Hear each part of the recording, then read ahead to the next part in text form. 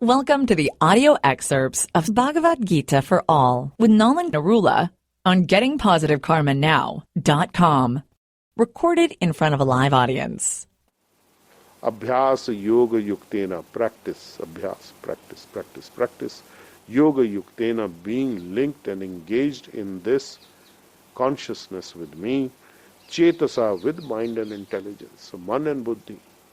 So the ahankar part he is not talking about. Don't link your ahankar to me, link your mind and intelligence, rise above the false ego at the hara, the place below your navel, rise above that to the mind and the intelligence, which is the third eye, the temple chakras, the third eye, the crown chakra. So,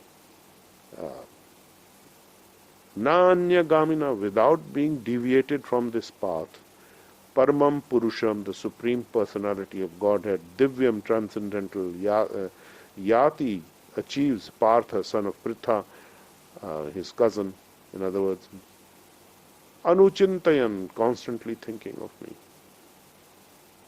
So such a person who meditates with mind and intelligence without being deviated from this path, Paramam Purusham, Divyam Yati Partha Anuchintayan, achieves the Supreme Personality of Godhead, comes to him, and that's me, and you will come to me.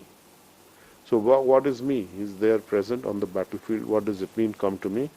Come to my personal abode of residence, Krishna Lok, Golok Vrindavan. That is where you can be. So this is very, very powerful. Very, very powerful. I think we will pause here at text 8 of chapter 8. This is the foundation of the further knowledge that Krishna is going to give him. So that will come up next week. We will discuss that. So we will pause here and take any questions if there are any questions from anyone. So, if the super soul is in the heart and in the soul part also in the heart and in the crown, that is at the below. That is the heart level, and the crown chakra is the place of the transcendental self. This is the place of the living entity when he is in the body. Yes. And the super soul is accompanying here, but their true nature is at the crown chakra.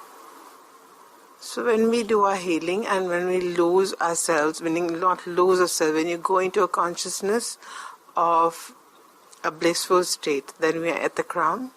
Yes. Crown consciousness? Yes, crown consciousness. Which is connected Starts only to the heart. Guru and the Divine? Yeah. So Reiki as it is descends from crown chakra, third eye, throat to your heart.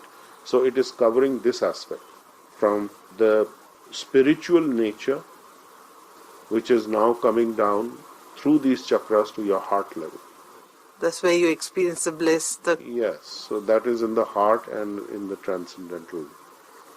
The transcendental bliss is also in the heart, yes, of course. Yes. Thank you. Good morning, sir. Good morning. Sir, I have two questions. Sir, first question is, at the time of death, if we are healing, how different is that from being consciously aware of or thinking of Lord Krishna, or is it the same? When you are doing healing, what exactly are you referring to? At the point of death. Now we are coming at to... the time. Okay. Okay. What is that? What exactly are you doing then? What do you call healing? So it could be touch body healing, or if you're using some methods in sending. If you are healing, dying, where is the place for methods? What methods will you have? You have practiced the methods. All you have to do is to connect your consciousness to Krishna. You can chant the Hare Krishna Mahamantra. Hare Krishna, Krishna Krishna, Hare Hare, Hare Ram, Ram Ram, Hare Hare. So that sound vibration is vibrating in your consciousness. That's the best thing to do at the time of death. But unless you practice now, how are you going to do it? So that's the next level. This is linked. So this is how you get out. This is your out pass is the Mahamantra, actually. at the time of death. So you should practice chanting Hare Krishna. At least do some chanting at night when you go to sleep. Who knows, you might be leaving at night. So your night train may come for you. We don't know. So before you go to sleep, you should just, in your consciousness, vibrate the Hare Krishna Mahamantra. And when you get up, you can do that. There's nothing to be afraid of. I mean, you're remembering Krishna, you're doing activities with the healing energy. But at the point of death, all activities other than remembering Krishna or being linked in consciousness with him are out. Those activities, other activities are out. Okay? Yes, very grateful, sir. Okay. So, second question. Second question, go ahead. So, when we send healing, supposing I send healing that I get a certain scholarship, that means somebody else will not get it. So, how does healing balance the outcome and best interest of everyone? And for how long does that person also keep getting the healing if I get the scholarship? You shouldn't feel guilty about getting a scholarship. That's the first thing. You can't say later on that I didn't get it because, I sacrificed for somebody else. So don't have that in your consciousness.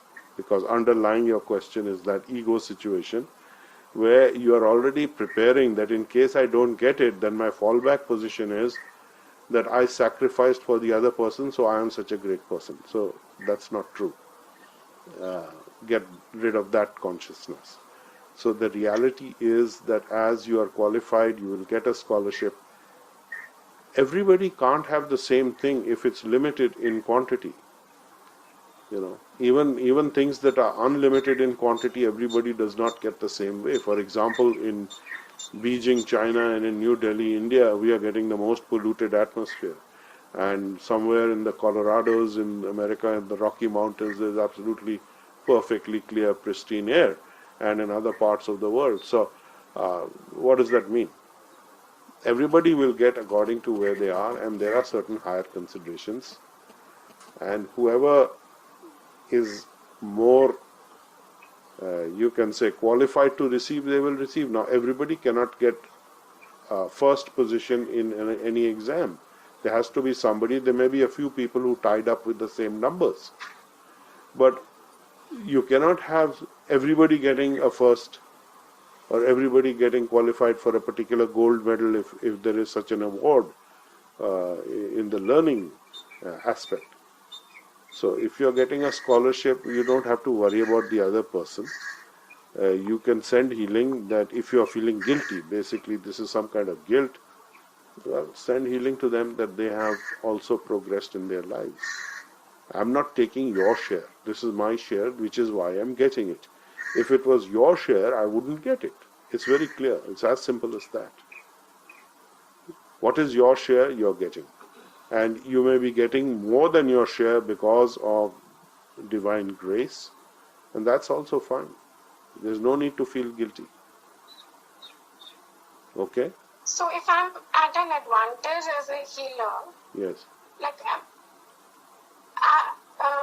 so then, but I'm always getting my share, or with healing actually we are always getting more than our share. Yes, you're getting more than your share, which is fine. There's no bar to you getting more than your share. You're not stealing anybody's share. So don't have this idea that you're stealing somebody's share. Okay? Okay. Very grateful, sir. So now I wanted to ask that while at the time of a death, we are remembering Krishna, we are in Krishna consciousness. So whatever karmas we have inculcated when we have done something negative, they all get nullified when we remember Krishna by the end of the life, or maybe during the time of the death? If you are not able to remember Krishna at the time of death, that means that you have not fully nullified those things and you will get another chance. Okay. So if you are able to remember him sufficiently at the time of death, then you are gone. Back to the spiritual zone. Okay. So that's the final exam. This is Krishna is saying here, this is the final exam. So the very fact that we are remembering Krishna at the time of our death, we have sufficiently earned good karmas. Yes, you have not good karma, transcendental karma. Transcendental karma. Yeah, akarma. That means you have earned the transcendental karma. You're in yoga with Krishna. Ji. Yukta chetasa. You can only remember Krishna if you have the yukta chetasa with Krishna. And this is coming from his blessings and your work. If you remember, I want to make another point here, that earlier on in chapter 2 of Bhagavad Gita also and elsewhere it is mentioned that you only have the right to work and not the fruits thereof. What does that mean?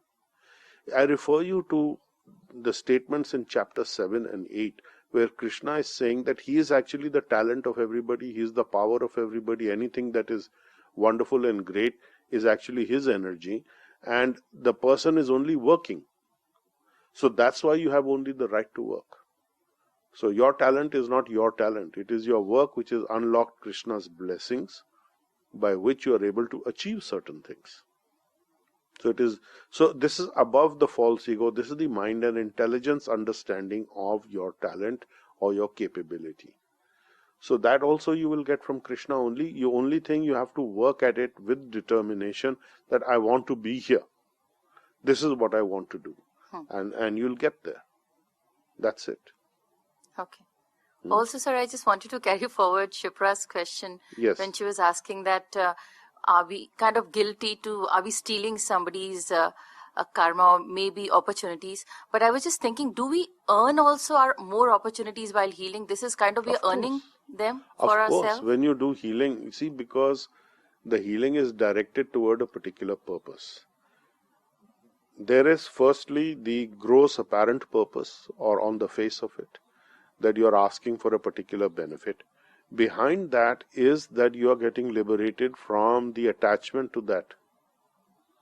Because very often you will find when you are doing the healing, then whether the thing happens or it doesn't happen, it really doesn't bother you. Especially if it doesn't happen. If it happens, fine, you're good with it.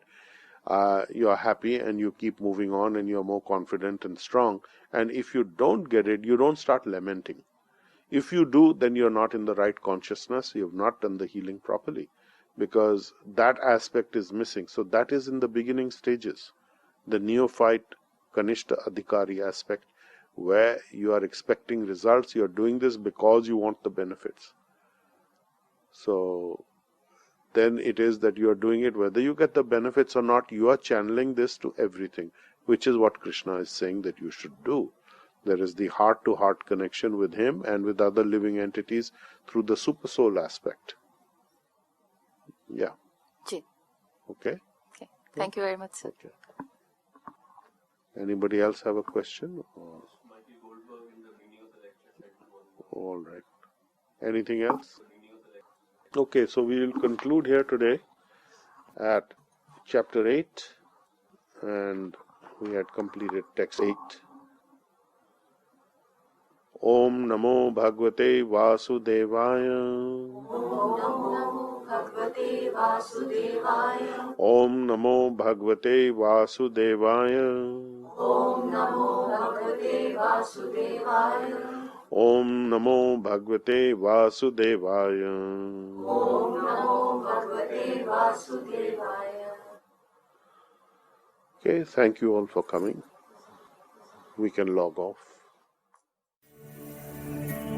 You've been listening to audio excerpts of Bhagavad Gita for All, a lecture series by Nalan K. Narula on GettingPositiveKarmaNow.com.